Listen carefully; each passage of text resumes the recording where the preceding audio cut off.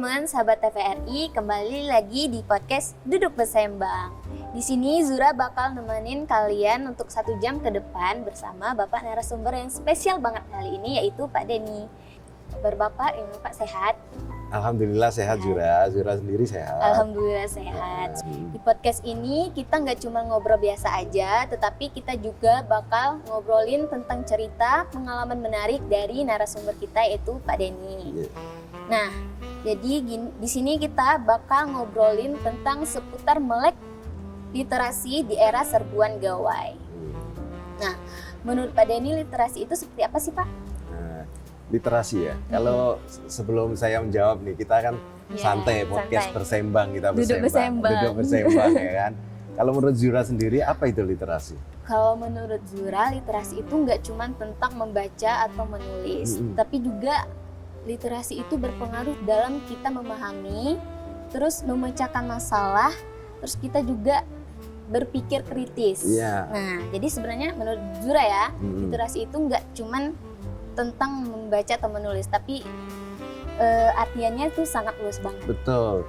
Jadi Zura sudah betul nih. Intinya kalau dipadatkan lagi, literasi itu bagaimana memahami informasi dari A sampai Z secara utuh. Gitu. Secara utuh. Ya, nah, bisa melalui membaca, menulis, audio, video dan semuanya. Tapi memahami sebuah informasi itulah yang namanya literasi. Jadi tidak melulu membaca, tidak melulu menulis, ataupun lain sebagainya, seperti itu. Itulah literasi. Mungkin selama ini menurut saya ya, itu kita masih terlalu menyebutkan makna literasi itu dengan membaca atau menulis ya Pak? Atau menulis, padahal literasi itu luas. Ada literasi finansial, literasi digital, dan lain sebagainya, seperti itu. Nah, di era serbuan gawai ini literasi itu penting nggak Pak? Ya, sangat penting. Jadi antara literasi dan gawai itu sebenarnya tidak boleh ditabrakkan. Karena apa? Karena di era serbuan gawai, terutama internet ya, internet ini kan banyak sekali informasi-informasi itu. Makanya itu diperlukan literasi. Supaya apa? Supaya memahami ribuan banjir informasi yang ada ini tadi. Supaya kita paham itu informasi itu. Sebelum memahami sebuah informasi ya kan, informasi itu banyak sekali, banyak sekali. Nah, literasi itu diperlukan untuk memilih dan memilah. Ini informasi nggak penting bagi saya, buang. Ini informasi lumayan, nanti saya pahami lebih lanjut. Karena banyaknya informasi di era internet itu. Itulah salah satu fungsi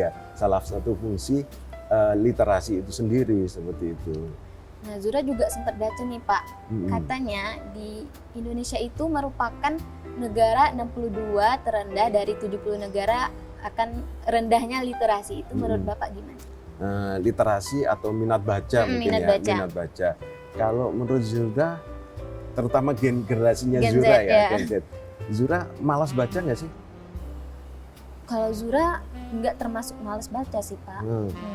Kalau dikatakan malas baca mungkin itu kurang tepat ya Pak? Nah, kurang tepat itu beda. Jadi kalau membaca orang kita Gen Z, orang Indonesia itu malas membaca sih enggak. Buktinya apa? Buktinya banyak komentar di media sosial, di Facebook, di YouTube, di IG. Nah, itu kan berarti dia membaca.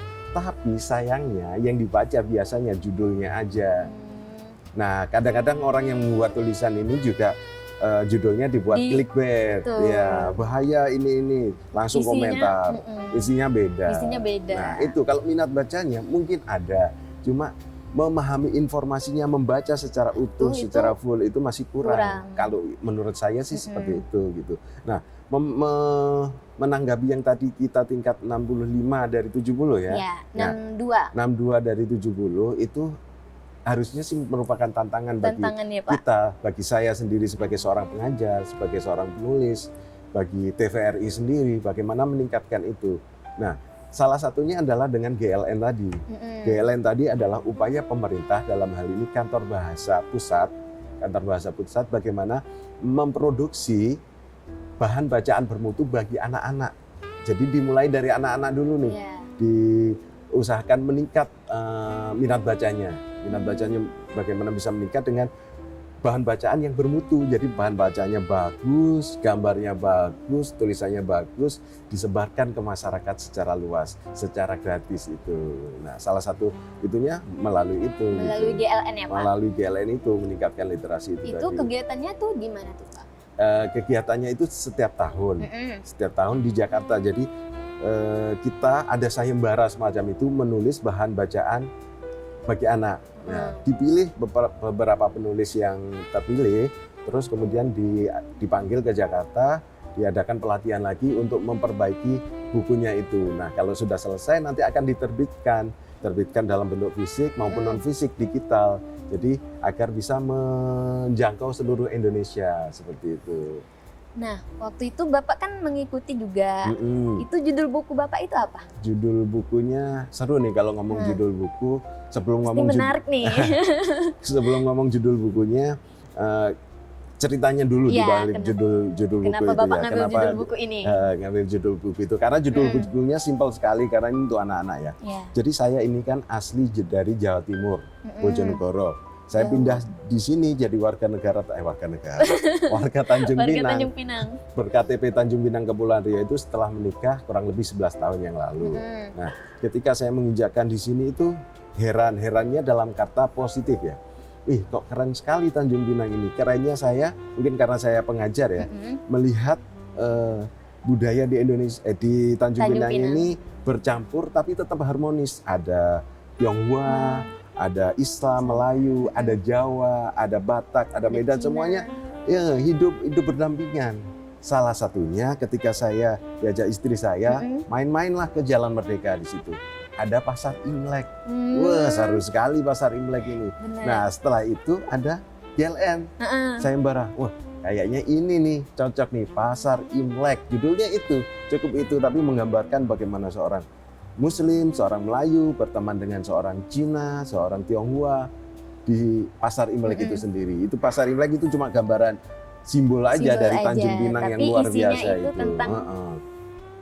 Tanjung Pinang ini kan kalau Zura melihat kan memang luar biasa. Iya, apalagi kalau misalnya kayak ada kegiatan bazar, pasar Imlek, terus kayak kalau misalnya ada artis ibu kota datang, itu masyarakatnya antusias banget. Kalau di desa saya, di desa asli saya, desa ya, bukan profesinya, itu masyarakatnya mayoritas Islam, ya kan? Kristen paling ada beberapa. Nah, di sini ada Kristen, Islam, Buddha, Hindu, semuanya jadi satu dan aman-aman saja. Iya, betul, itulah hebatnya Tanjung Pinang yang mungkin ya belum disadari masyarakat Tanjung Pinang karena dia dari dulu ya memang seperti ini, tapi bagi kami orang luar yang datang dari luar Tanjung Pinang itu sesuatu yang hebat juga. Walaupun kita mungkin kurang SDA gitu, tapi itu adalah kekayaan yang luar biasa juga. Yang bahkan yang mungkin belum tentu daerah lain bisa ya, betul, Pak? daerah lain ngelihat itu iri gitu. Melihat Tanjung Pinang yang seperti ini gitu. Itu sih Yura. Jadi selama Bapak mengikuti GL itu pengalaman menarik Bapak di sana itu apa sih Pak? Nah, yang jelas ketemu banyak penulis dari seluruh Indonesia. Jadi ya ketemulah sesama penulis, ngobrolin gitu. Kan kalau ketemu sesama hobi itu jadi seru ya Yura ya. Jadi bagaimana di daerah sana dan kita jadi tahu gitu. Kan tulisan mereka rata-rata memang tentang daerahnya. Karena memang yang lolos di situ itu nanti diambil nilai kedaerahan, jadi biar tahu orang Indonesia itu betapa kayanya Indonesia. Jadi gitu. Saya tahu budaya apa dari daerah mana, karena dipresentasikan satu persatu kan. Nah itu serunya, jadi kita tahu dari seluruh Indonesia seperti itu juga. Tantangan Bapak selama mengikuti GLN ini itu apa aja Pak? Tantangannya tentu bukan ketika di sana ya, karena kalau di sana tinggal mengikuti aja materi, tapi ketika mencari ide tadi itu menuliskannya kan beda buku bahan bacaan anak dengan buku bahan dewasa, bahasanya menyesuaikan. Jadi perlu teman-teman ketahui juga kalau buku anak itu berjenjang. Ada jenjang A untuk PAUD, B1, B2, B3 untuk SD, C untuk SD akhir sampai SMP, dan D untuk SMA novel. Nah itu bahasanya juga menyesuaikan. kebetulan yang kemarin Pasar Imlek itu B2. Jadi bahasanya masih sederhana sekali. Penyesuaian bahasa sederhana itu justru menjadi tantangan tersendiri bagi saya. Kalau agak panjang kita ngobrol gini kan panjang ya. Tapi kalau kita ngobrolnya orang dewasa, anak-anak ngerti nggak gitu. Nah itu tantangan yang paling utama. Kalau untuk ide sih sebenarnya itu tadi. Ketika saya di sini menemui itu udah kesimpan di sini. Cuma jadi apa ya nantinya? Kebetulan ada lomba GLN ini. Jadi ya disalurkanlah lewat situ. Gitu sudah. Kalau pengalaman Bapak itu, yang pengalaman yang nggak bisa Bapak lupain selama di sana atau? Ya selama di sana itu tadi ketemu dengan penulis-penulis dan juga pemateri yang luar biasa yang memang dia sudah penulis profesional. Yang memberikan masukan-masukan kepada kami, kepada kita semua yang ada di sana. Nah itu tadi salah satu masukannya yang paling berharga adalah jangan gunakan bahasa kita, bahasa orang dewasa maksudnya, karena ini bahan bacaan untuk anak. Gunakanlah bahasa keseharian yang mudah dimengerti. Yang mudah dimengerti sama anak-anak. Kenapa seperti itu? Biar anak-anak ngerti, biar minat bacanya itu tumbuh. Gitu sih Zura. Kalau dampak yang Bapak rasain setelah Bapak mengikuti GLN itu apa aja? Nah, dampaknya ya jadi semakin tahu tentang bagaimana menulis bahan bacaan anak itu sendiri dan akhirnya ya menulis terus. Yang tahun lalu karena saya sebarkan ke keluarga ya yang paling kecil menemukan minat menulis, itu istri saya yang lolos ke sana. Ya, istri saya lolos, judulnya lebih Tanjung Pinang lagi, lebih Kepri lagi. Coba tebak juga. Apa itu? Gurindam Pembawa Pesan. Wah. Gurindam kan punya Kepri, walaupun betul. Sekarang udah nasional ya. Tapi Gurindam, kan ciri khasnya Kepri ya Pak? Kepri. Nah itu istri saya membawakan judulnya kita brainwash bersama berdua dan akhirnya istri saya yang lolos. Seperti itu. Jadi kita memang ya itu tadi Tanjung Pinang Kepri ini memiliki sesuatu yang luar biasa sehingga unik sehingga orang lain tuh harus tahu harus tahu melalui tulisan inilah setidaknya Indonesia tahu kalau Tanjung Pinang itu luar biasa juga. Betul banget.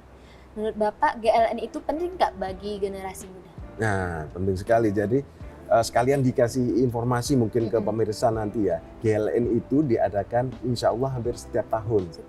Hampir setiap tahun menulis bahan bacaan bagi anak. Nah mungkin nanti bisa dicari informasinya dan bagaimana bisa mengikuti karena seru sekali di sana ketemu sama para penulis-penulis dan pemateri itu gitu. Kan bagi yang awam nih Pak, kan menarik tuh mengikuti GLN kan. Itu tahu informasinya itu dari mana Pak? Dari IG-nya aja, di IG kantor bahasa. Kantor bahasa pusat itu pasti di share. Kantor bahasa Kepri juga pernah mengadakan. Sekarang ini lagi mengadakan kalau mau. Tapi dalam skop provinsi aja. Sama penulisan bahan bacaan anak gitu. Dan pakai dua bahasa kalau daerah kan, dua bahasa Indonesia dan bahasa Melayu seperti itu. Kalau kita nggak bisa bahasa Melayu gimana kan saya dari luar nih, ya tinggal cari orang yang bisa bahasa Melayu kita kerjasama terjemahkan gitu. Nah, follow aja itu IG-nya itu di situ ada informasinya semua. IG apa tadi Pak? Apa IG-nya? IG-nya Kantor Bahasa. Kantor Bahasa. Iya betul. Oke. Nah, kan GLN ini kan gerakan literasi nasional. Itu kan otomatis berarti kita membawa perwakilan dari berbagai daerah kan, Pak? Betul, secara tidak langsung. Apalagi Bapak ini kan perwakilannya dari Tanjung Pinang. Itu selama Bapak mengikuti atau selama persiapan Bapak mengikuti GLN ini, Bapak itu mempersiapkannya sendiri atau ada didukung sama pemerintah dari kita, Pak? Sendiri sih, sendiri. Tapi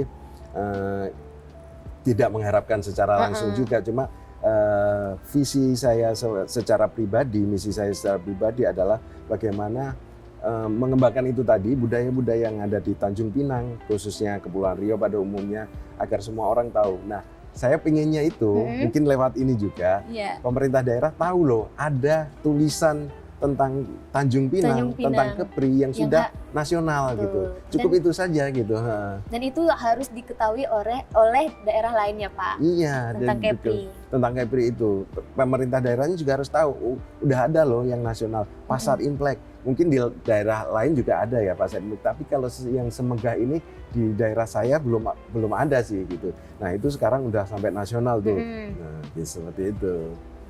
Gimana perasaan Bapak ketika Bapak tidak mendapat dukungan dari pemerintah ini? Kalau dukungan secara materi, secara itu sih nggak masalah. Nggak masalah, cuma ya itu tadi saya pengennya itu pemerintah daerah tahu kalau Tanjung Pinang ini sudah ada dipromosikan loh, lewat apa? Lewat buku, lewat GLN. Nah, lewat GLN itu cukup tahu gitu aja. Sebenarnya kami juga sudah menginformasikan ke kantor bahasa yang Provinsi Kepulauan Riau sih. Jadi sudah tahu, mungkin nanti kedepannya bisa ya udah tahu aja gitu. Oh gitu. Jadi ada warga saya yang menuliskan tentang indahnya Tanjung Pinang, indahnya Provinsi Kepulauan Riau, dan jadi buku dan seluruh Indonesia tahu gitu. Itu aja sih. Saya nggak mengharapkan bantuan apa-apa gitu. Selain GLN ini, Bapak pernah mengikuti ajang apa aja, Pak? Kalau ajang menulis. Ya kalau ajang menulis ya GLN ini yang tertinggi ya. GLN ini yang tertinggi. Kalau di Provinsi Kepulauan Riau ada juga sayembara menulis bahan bacaan anak. Dulu sebelum GLN itu ada 2 tulisan saya juga yang sudah lolos tentang Tanjung Pinang dan Kepulauan Riau juga, Gasing Terbang Si Afan judulnya, sama Mie Lendir. Mie lendir itu kan makanan khas ini juga, dan itu yang unik juga bagi saya dari luar Tanjung Pinang, seperti itu. Betul. Nah, kita membahas literasi ya Pak? Iya. Apa ciri-ciri seseorang yang memiliki literasi yang baik itu Pak? Nah, kalau menurut saya nih lagi-lagi ya, literasi yang baik itu kan tadi kalau menurut literasi menurut pengertian dari saya adalah memahami informasi secara utuh. Nah, berarti kalau menurut Zura sendiri, kalau orang sudah tahu tentang informasi secara utuh, apa yang dia akan lakukan? Pasti komentarnya benar, ya kan? Betul. Komentarnya nggak asal ngejudge. Nah, itu juga berarti ciri-ciri yang memiliki literasi yang baik gitu. Apakah algoritma media sosial ini membantu meningkatkan literasi atau justru membatasi cara berpikir masyarakat? Bukan membatasi sih, lebih ke budaya instan. Jadi karena disuguhi algoritma yang scroll itu, masyarakat terutama para pengguna internet ini lebih cenderung suka yang instan, yang cepat. Kalau nggak suka nggak suka scroll, cari yang lebih suka lagi. Karena kan literasi memahami secara utuh nih. Kalau scroll gitu kan nggak bisa memahami secara utuh. Nah, tantangan kita mungkin di situ sekarang. Nah, YouTube yang panjang masih oke ya, yang panjang tentang podcast seperti ini masih oke. Tapi kalau scroll kendalanya ya itu tadi, nanti kita nggak memahami informasi secara utuh, tahunya gitu disebarkan ke keluarga bahwa informasi ini padahal sebenarnya yang terjadi seperti ini, kan jadi bahaya gitu. Jadi scroll algoritma scroll, tapi disimpan dulu, dicari dulu. Ini apa sih gitu. Betul. Cari lewat internet kan bisa sekarang luas. Internet itu mudah ya Pak, asal kita tuh menggunakannya itu dengan baik. Betul, dengan bijak, dengan baik pokoknya lagi. Mengapa masyarakat yang berpendidikan sekalipun itu juga mudah banget terpengaruh sama hoax atau disinformasi Pak? Disinformasi karena gimana ya, mungkin tingkat pendidikannya tinggi, cuma kadang secara teknis aja gitu, tapi secara nyatanya mereka juga malas memahami secara utuh gitu. Tapi seharusnya tingkat pendidikannya yang lebih tinggi itu semakin paham literasi, semakin memahami lebih banyak, semakin membacanya lebih banyak. Mungkin kita katakan oknum saja ya, orang-orang yang ini mudah kemakan hoax. Jangankan hoax di media, di gawai. Orang-orang yang berpendidikan ini kan ada juga yang pergi ke dukun, percaya hal-hal mistis dan lain sebagainya. Kan seperti itu mungkin oknum juga ya. Jadi tergantung pribadi tergantung masing-masing ya pribadi Pak. masing-masing memahami sesuatu informasi literasi yang baik seperti apa gitu. Apakah benar generasi muda saat ini rendah akan literasi? Sebenarnya mereka tuh memiliki pola tersendiri atau memiliki pola yang berbeda gitu Pak? Nah, maksudnya mungkin Gen Z ya? Gen Z. Gen Z. Oke. Kalau menurut saya saya ketika orang-orang mengatakan Gen Z itu atau Gen Z itu adalah yang minim literasi atau kurang literasi atau malah kadang ada juga yang mengatakan malas bekerja, nggak mau full, itu saya kok kurang sepakat ya. Kenapa? Kalau menurut saya Gen Z itu justru yang paling melek literasi di antara X, Y, Z. Kan ada sebelum milenial itu ada itu. Kenapa? Karena dia yang paling banyak menerima informasi. Nah, masalahnya karena dia tahu, dia menyerap informasi, dia kadang membantah orang-orang yang terdahulunya ini, orang-orang generasi-generasi sebelumnya. Nah, cuma mungkin kendalanya orang-orang ini, Gen Z ini kurang memiliki sopan santun mungkin itu ya. Iya, orang-orang yang gen sebelumnya ini, nah haus kadang tentang seperti itu. Jadi dia benar, dia nggak rendah literasi juga. Orang-orang sekarang itu Gen Z itu justru melek informasi tentang kesehatan, tentang penampilan, tentang apapun juga dia yang terdepan, jangan salah. Nah, saya tanya sendiri, Zura seneng baca nggak? Seneng banget. Seneng banget kan? Nah, itu buktinya. Mungkin teman-teman Zura yang Gen Z seperti itu juga membaca juga, cuma kalau nggak menarik dia singkirkan. Dia yang menarik bagi dia aja, akan dibaca secara utuh. Gitu. Nah, itu juga termasuk salah satu skill literasi yang tinggi, seperti itu. Gitu Zura. Apakah budaya konten pendek itu atau seperti reels atau short itu berdampak pada menurunnya kemampuan literasi seseorang itu? Iya, seperti yang tadi sudah saya omongkan ya. Jadi itu kan mencari kesenangan secara instan lewat scroll, nggak suka scroll agak panjang. Nah, ketika kita diem di suatu konten yang agak menarik perhatian kita, si algoritmanya membaca nih, oh si Zura suka K-pop misalnya, akan dimunculkan K-pop yang banyak ya kan. Nah, itulah algoritma cara membaca TikTok. Kenapa kok dia suka sekali scroll, karena yang di scroll itu yang dia sukai saja. Padahal kalau informasi itu literasi, bagaimana kita tahu itu informasi baik, kita sukai nggak kita sukai harus kita tahu gitu, seperti itu. Itu sih menurut saya Zura ya. Menurut Bapak, siapa sih yang paling bertanggung jawab dalam membangun literasi di era digital ini? Kayak seperti mungkin sekolah, atau keluarga, atau guru? Ya, otomatis semua ya. Semua dari atas sampai bawah. Atas itu mungkin pemerintah dengan salah satunya dengan mengadakan GLN ini, dengan menghadirkan bahan bacaan, sekolah dengan...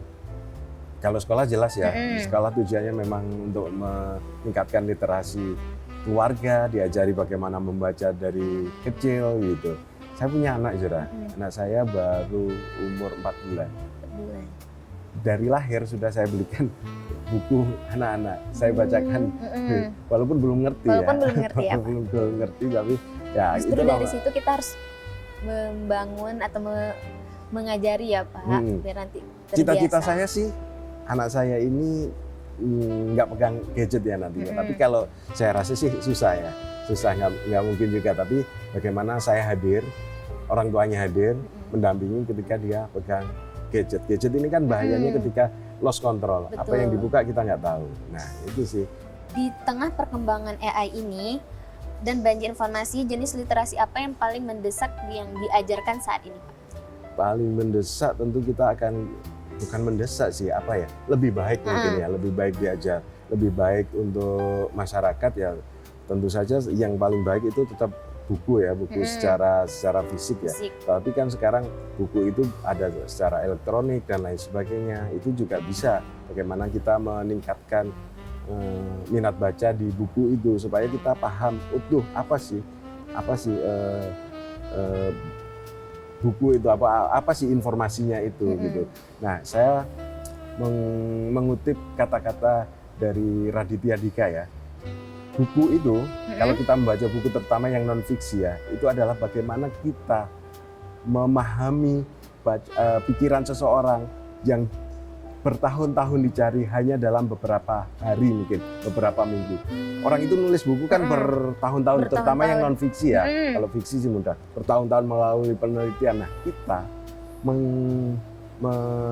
membaca itu atau mengetahui hasil dari penelitian itu hanya dalam beberapa hari atau minggu saja.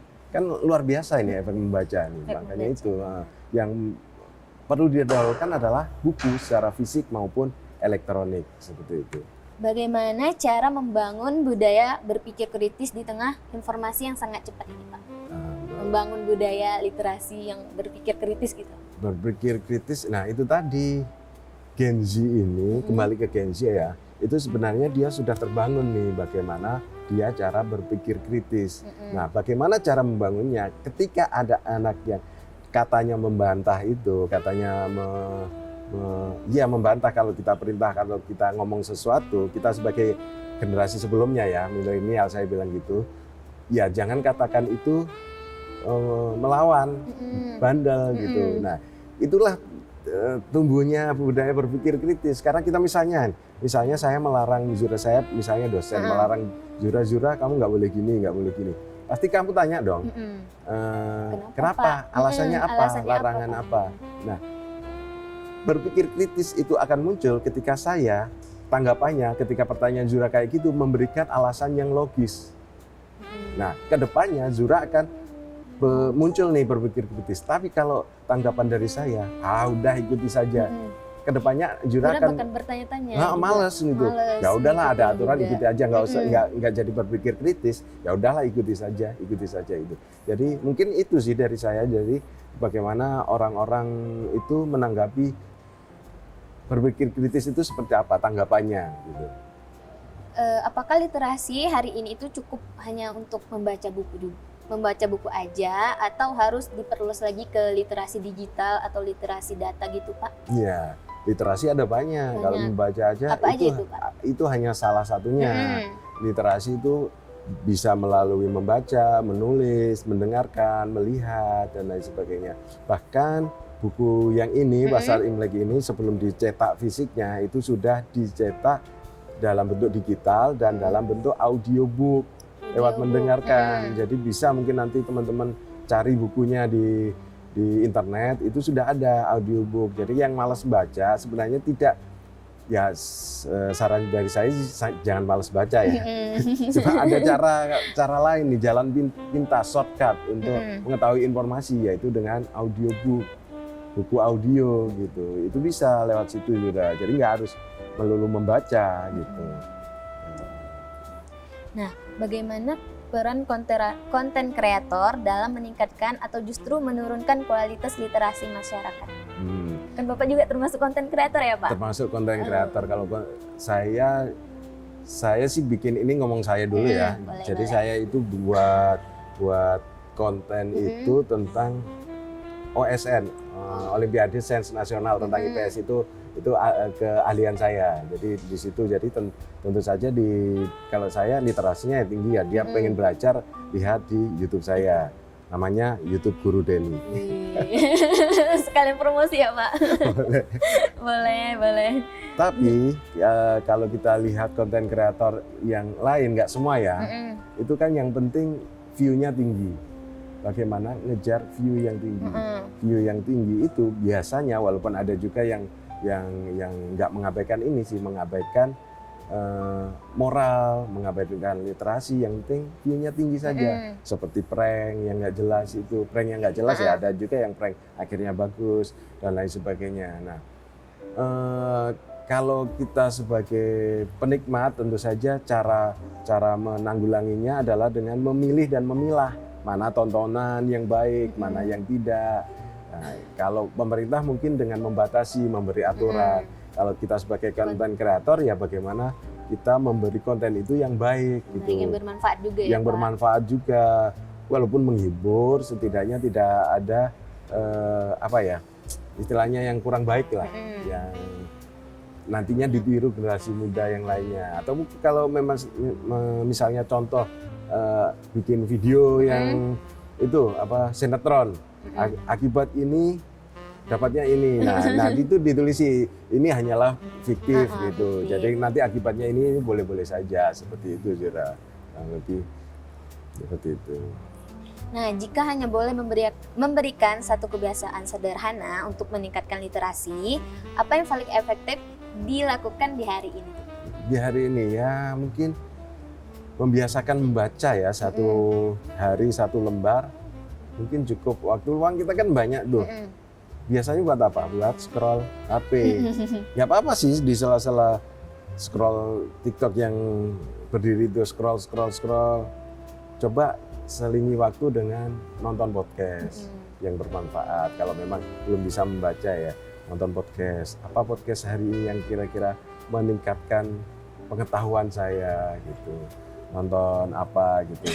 Ya sehari membaca. Ada kebiasaan unik nih si Zura, tapi dari si Bang Raditya Dika tadi. Raditya Dika itu dalam sehari sebelum tidur dia menuliskan dalam satu kalimat sesuatu yang paling memorable di hari itu. Misalnya kayak hari ini kalau misalnya saya nanti malam saya akan nulis gini, hari ini saya podcast duduk bersembang bersama Zura di TVRI. Nah itu ditulis aja, nanti ke depannya nggak tahu, bisa jadi buku, bisa jadi apa. Mungkin itu juga bisa dilakukan teman-teman di rumah gitu. Nah, selain kegiatan Bapak menjadi guru, konten kreator, itu apa lagi Pak? Nah, sekarang saya lagi jadi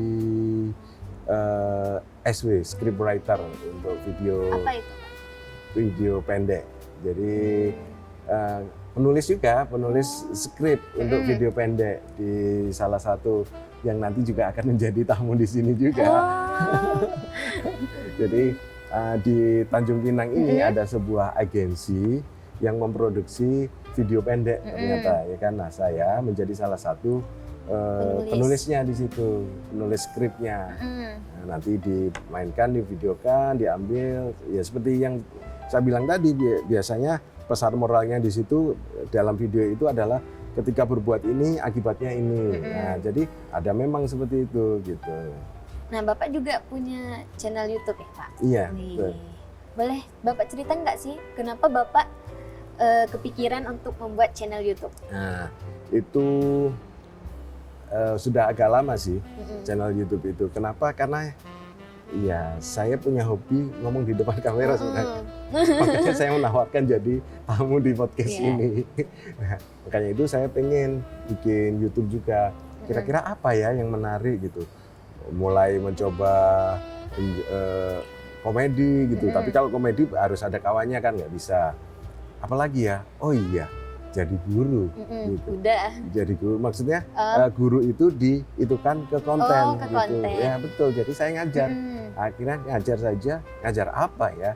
Di sekolah itu saya pernah jadi pembimbing OSN, Olimpiade Sains Nasional, IPS, dan itu yang saya bimbing itu lolos sampai tingkat provinsi dan hampir ke nasional.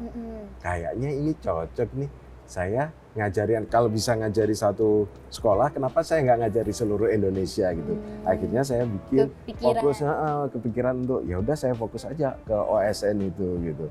OSN saya bahas soalnya, latihan soal yang biasanya keluar itu apa gitu. Kalau menurut Zura, yang paling nyebelin itu gen milenial atau gen atasnya? Kami ini menurut pandangan Zura itu kayak apa sih? Orang-orang seperti kami ini. Menurut Zura ya, itu tergantung ya Pak. Menurut Zura gen milenial itu tergantung orangnya. Kepribadiannya juga, orangnya juga. Enggak semuanya tuh rese sih Pak. Kan karena kebanyakan Zura ini kenalnya juga Gen Z.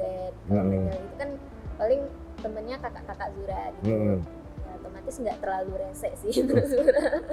Tapi kuliah kan? Zura kuliah. Dosen-dosennya gimana? Kalau dosen-dosennya itu nggak rese sih Pak. Ya resenya gara-gara takut. Aslinya rese kan. Kalau menurut itu saya ya, bukan berarti saya gen milenial ngatakan gen terbaik itu adalah gen milenial. Karena gen milenial itu tuh dia mengalami masa yang minim internet sampai sekarang yang banjir internet.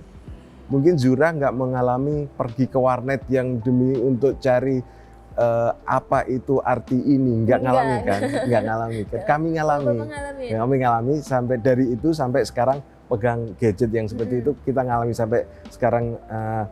Kalau mau tanya apa-apa tinggal tanya ke AI, ya, ChatGPT atau Gemini. Nah, dari yang seperti itu sampai seperti ini, kita mengalami semua. Jadi ya kita bukan kita generasi terbaik menurut saya ya. Jadi masalahnya kadang-kadang kita sebagai gen milenial itu melihat kalian tuh sebagian ya, bukan orang itu, Gen Z ini nggak ngerti tata krama, nggak ngerti sopan santun. Karena kita, kenapa ngomong seperti itu ya? Karena kita dapat tekanan dulu nih, orang-orang tua kita ini kan para Gen X ini, baby boomer dan lain sebagainya ini, itu menekan kita luar biasa, Zura. Jadi kita itu dulu kan parentingnya namanya parenting kolonial, VOC ya, salah sikit sebat. Nah, tapi kita sebagai yang melek literasi nggak pengen itu ke anak-anak kita. Nah, itulah beban kita sebagai gen milenial, ingin memutus generasi itu. Nah, ya, sedangkan Gen Z menurut itu kan nggak mau kan ditekan kan, nggak mau kan kalau salah sedikit dimarahi, salah sedikit dipukul kan nggak mau kan. Nah, kita memang ingin menghentikan itu gitu, Zura. Kalau Zura nih, saya tanya lagi, buku yang Zura baca terakhir kali apa? Buku yang Zura baca terakhir kali apa ya? Zura lupa. Apa ya? Buku kuliah mungkin? Kuliah itu tentang, kalau itu Zura membaca ini, kan Zura nih KP kan Pak. Karena Zura ngambil jurusan sistem informasi. Oh Di iya. kampus Zura itu nggak ada KKN, adanya KP. Singkatan KP itu dari kerja praktek. Nah, Zura itu membaca dari itu aja, seputar tentang sistem informasi, tentang komputer, situ aja.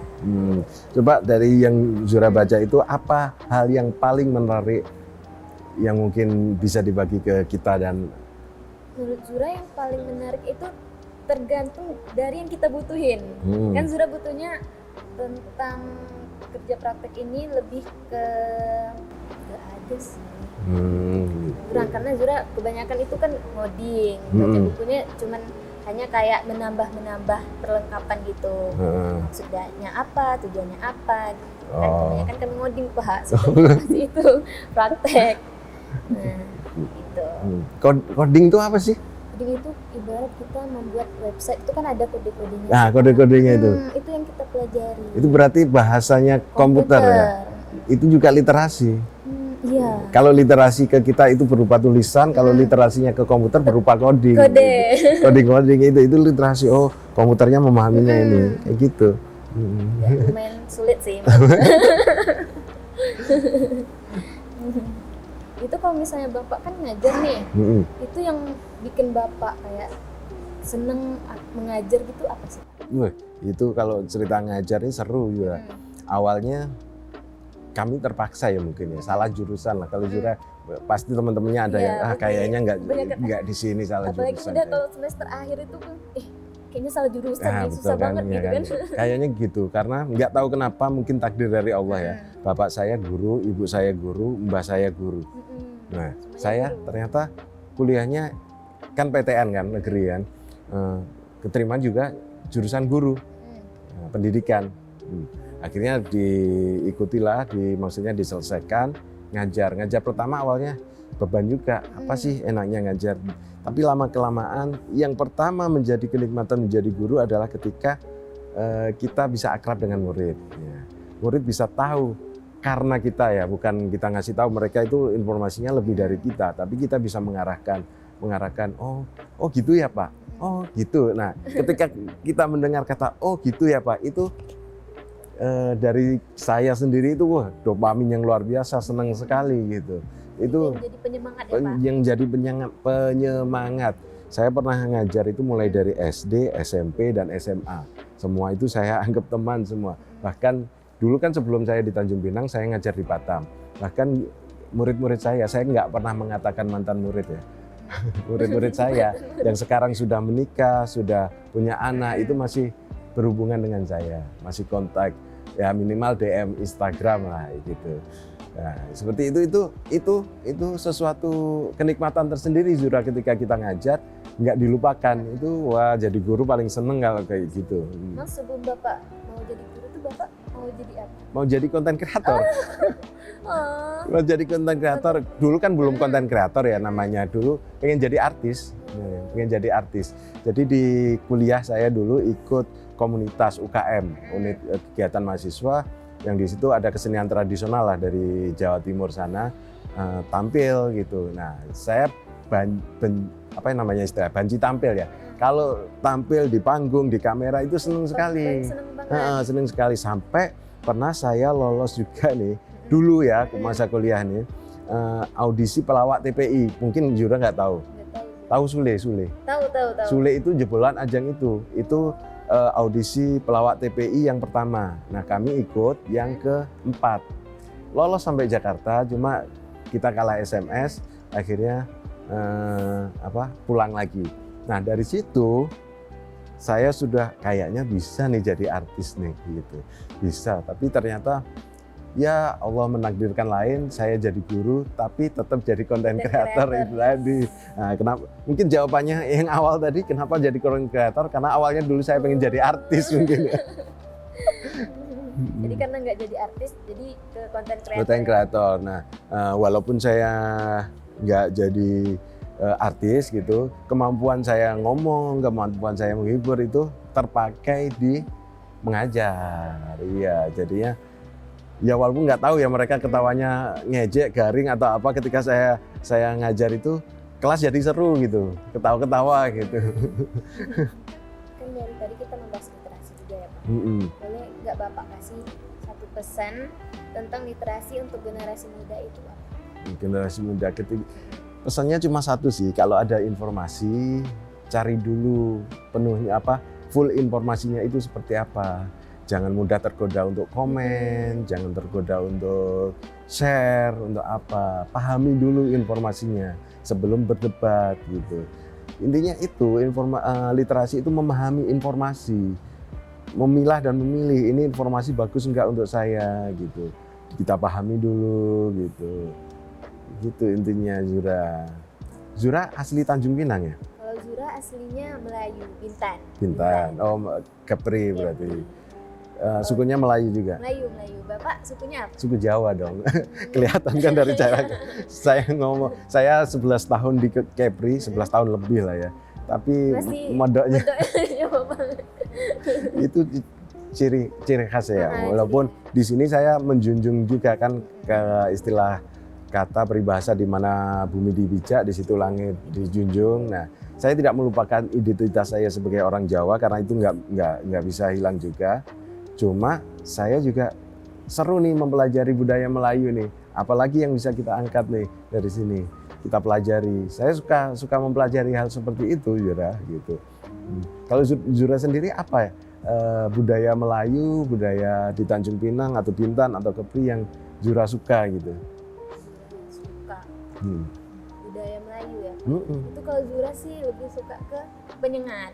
Wah, itu kan Melayunya masih kental ya Pak. Nah, Zura tuh sangat suka ke penyengat. Nah iya, pertama kali saya ke Tanjung Pinang. Sudah dong. Pertama kali saya ke Tanjung Pinang, sebelum jadi warga Tanjung Pinang, saya masih di Batam. Main ke Tanjung Pinang diajak ke Penyengat dulu gitu. Di situ kan ada itu ya, makam Raja Ali Haji yang Gurindam 12 itu tadi gitu. Nah, Zura tahu nggak Gurindam itu apa? Zura rumahnya kurang tahu sih. Nah, kebanyakan orang Tanjung Pinang, bukan kebanyakan ya, sorry. Terutama istri saya kan kelahiran Tanjung Pinang nih, sama kayak Zura. Yeah. Gurindam itu yang tahunya cuma Gurindam 12 karya Raja Ali Haji. Padahal Gurindam itu adalah jenis sastra. Gurindam itu kayak pantun, kayak puisi, kayak bait dan lain sebagainya. Zura bisa juga membuat Gurindam. Tapi bedanya dengan pantun, kalau pantun ada sampiran, atas 2 itu dia sampiran untuk menuju isi. Kalau gurindam tidak ada, dua-dua ini merupakan isi gitu. Nah, gurindam itu luas. Nah, itu mungkin salah satu literasi juga. Oh, gurindam. Dan yang saya katakan di awal tadi sebenarnya masyarakat Tanjung Pinang, Kepulauan Riau itu kaya budaya, tapi karena sudah terlalu lama di sini melihatnya biasa saja. Padahal gurindam itu sangat luar biasa. Nah, nggak hanya gurindam 12 ya, gurindamnya itu sendiri kan karya sastra lama. Kalau sastra itu kan terbagi 2, sastra baru yang puisi dan lain sebagainya. Sastra lama itu yang mengikuti pakem-pakem. Gurindam masuk di dalamnya. Gurindam bukan hanya gurindam 12. Gurindam 12 itu bukan hanya ya, itu adalah judul karya Raja Ali Haji yang dia ada 12 pasal gurindamnya. Jadi gurindam itu ya karya sastra seperti itu gitu. Nah, makanya istri saya juga menulis, akhirnya setelah tahu itu kan gurindam pembawa pesan, karena si anak ini tokoh utamanya, karakternya, dia menuliskan pesan tersembunyi melalui gurindam. Dia menuliskan sendiri tuh gurindamnya. Seperti itu Zura. Jadi gurindam bukan hanya gurindam 12 ya Zura. Pantun kayak pantun kan banyak tuh pantun. Nah, sama gurindam juga. Zura boleh bikin gurindam. Bapak memiliki harapan nggak sih Pak untuk masa depan literasi di Indonesia itu? Masa depan literasi ya, jadi dari pemerintah melalui itu tadi, melalui kantor bahasa sudah menghasilkan bahan bacaan, mencoba menghasilkan bahan bacaan bagi anak yang bermutu gitu.